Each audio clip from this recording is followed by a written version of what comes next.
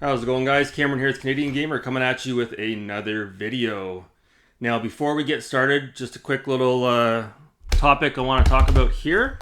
And I finally started playing A Boy and His Blob on the Nintendo Wii. Now, I'm not going to go into it too much here, but I am really enjoying this. Gotta get a new case for it. But yeah, I am really enjoying this. I was a huge fan of the original NES game, David Crane's, almost said Amazing Tennis, A Boy and His Blob. And I wasn't too sure how this was going to be, this reimagining, but I'm actually shocked at how good this game is. So I'm almost done it.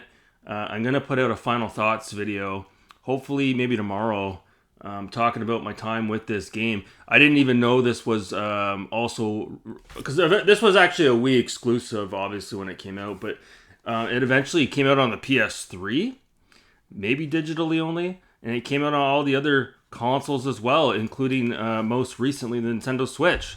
So yeah, awesome game. So today's topic, this is sure to ruffle some feathers and trigger some people within the gaming community. So we're talking about retro elitist gamers out there. Okay, how to deal with these people. So I do want to just sort of preface this before we talk about this today. I'm not singling out anyone in particular, and I'm not painting everybody with the same brush. Okay, this doesn't necessarily apply to everybody. But, you know, there are lots of gamers out there, there's a lot out there that I don't even know exist, that have YouTube channels as an example. Maybe they don't have YouTube channels. Maybe this is somebody that you know that isn't even on YouTube, and you can relate to this. But there's a lot of retro elitists out there that you know, they're quick to pump their chest out like this because they can beat these old retro games, and they can do no death runs or speed runs or, you know, blind runs. They can put a blindfold on and tie one hand behind their back, and they can beat these tough games out there, you know, like Contra on the NES or Battletoads or some of these old school games where, you know, you die once and it's game over, as an example. And so these gamers love to fucking brag and boast, and, you know, let's be honest here, they're a bit cocky in some senses, in some regards, excuse me, and they can come off a bit condescending. You know what I mean? And it can sort of off-put others in the community that, let's face it, we might not be as good as some of these older games. Now, these retro elitists. Do they have every right to pump their chest out like this and brag and boast and be extremely cocky about their accomplishments? There's two ways of looking at it, okay? There's two ways of looking at it. And I'll explain how to deal with these people. Is it annoying to see, you know, these gamers out there that think that their own shit don't stink and they're above everyone else as far as being good at video games is concerned? Can it be annoying? Yeah, obviously it can be annoying. But is it just a video game thing? No, it's not. This happens in all passages, all walks of life. You know, there are some people out there that are extremely competitive, and there are some people like myself who aren't. I'm not competitive. I've never been that guy. I get extremely turned off by competition. You know, anytime I'm with a group of friends and they gather around and they want to play a game of poker, I want nothing to do with it. Doesn't interest me at all. I don't like card games. Okay? Not into sports. I've been in relationships before where I go over to the girlfriend's family, to their house, and everybody wants to watch soccer, which is a very nationalist sport. And you get the sense that everyone's cheering for their favorite country because it has more to do with their country than it does with the actual sport. And, you know, I'm not into soccer. Don't care about it. I think it's fun to kick the ball around at the local park. But, you know, some of these people take soccer way too fucking seriously. In Canada, it's the same thing with hockey. No, and not just watching it, obviously playing it as well. We've talked about it before on the channel. Parents pushing their kids into baseball or hockey or football or soccer. It's just ridiculous. But that's a whole other conversation for another day.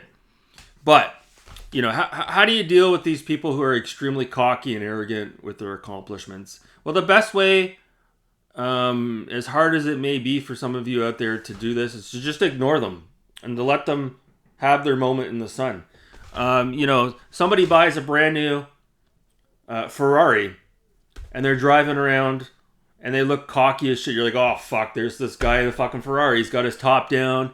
Everyone who drives those cars, they have a stupid fucking hat on. They're usually 75 years old. They got their sunglasses on and they're driving 40 miles an hour in a 60 zone. You know what I mean?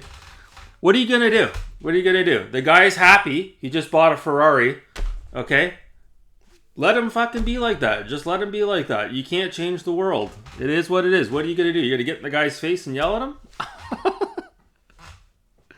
Well, the same goes for retro video games as well. And the thing is, too, and I can relate to this, there's a lot of people out there that, while you might be somewhat okay or good at a lot of things in life, there's not one thing that you're extremely good at. There's not one thing that you can say, hey, I'm better at this than everyone else out there. Or maybe you do. If we're lucky, there's at least one thing that you're really good at. Most people, you got one thing that you're pretty good at. It could be anything, right? It could be sewing, okay? It could be jogging. Maybe you're really good at jogging. It could be coloring. It could be drawing. It could be music. Everybody's got that one thing in life that they're really good at. I definitely have a couple myself. I'm not going to get into it here, but there's a lot of retro gamers out there, and they're really good at retro games. Guess what?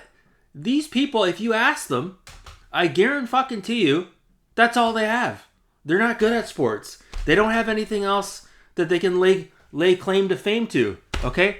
This is all they have, okay? This is their one big accomplishment. The thing that most people don't really care about that aren't in the gaming community. So, if somebody's really good at retro gaming and they want to brag about their accomplishments, okay? And they want to pump their chest in the air, let them have it. Let them have it.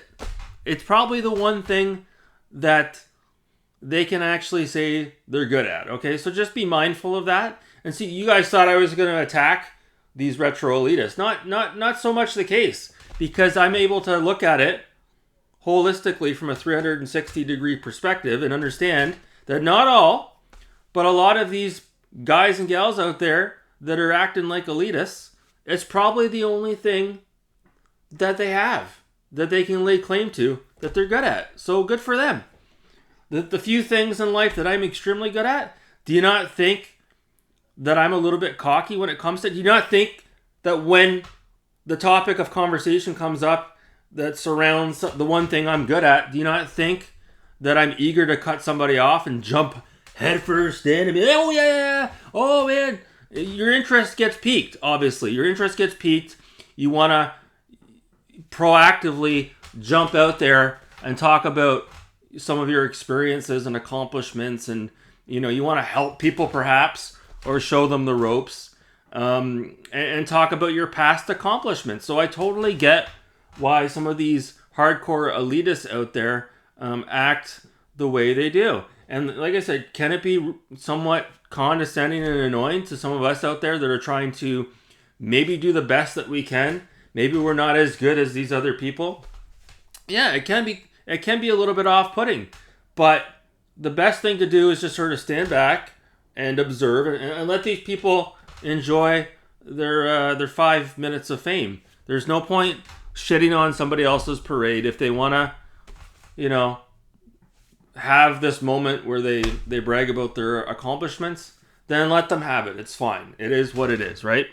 Everybody handles things a different way. Some people who are really successful at one particular thing are modest about it, and they do not boast and brag about it, and it's very understated in how they're able to talk about this. They don't really go out there and put up this huge video with a thumbnail and look at my accomplishments and look at my outrun speed runs, my gold medal, and all the rest of it.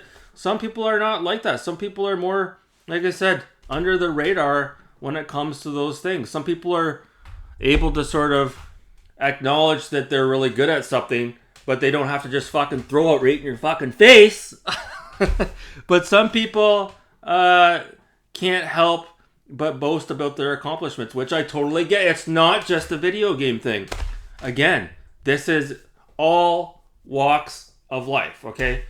It's fine. You just have to be able to acknowledge what you're looking at, and the best thing to do is ignore it, or even just reach out to the person and be like, hey, great job. Even if you feel salty and bitter about it, you know, they don't need to know that. You can tell them, hey, great job, man. Great fucking job.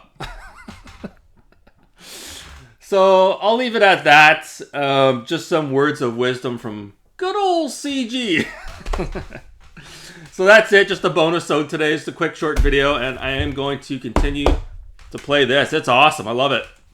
So anyways, guys, that's going to do it for me. I hope you guys have a great rest of your Wednesday. Hump day. We're almost through the week. And thanks so much for watching. You people are wonderful and beautiful. You take care.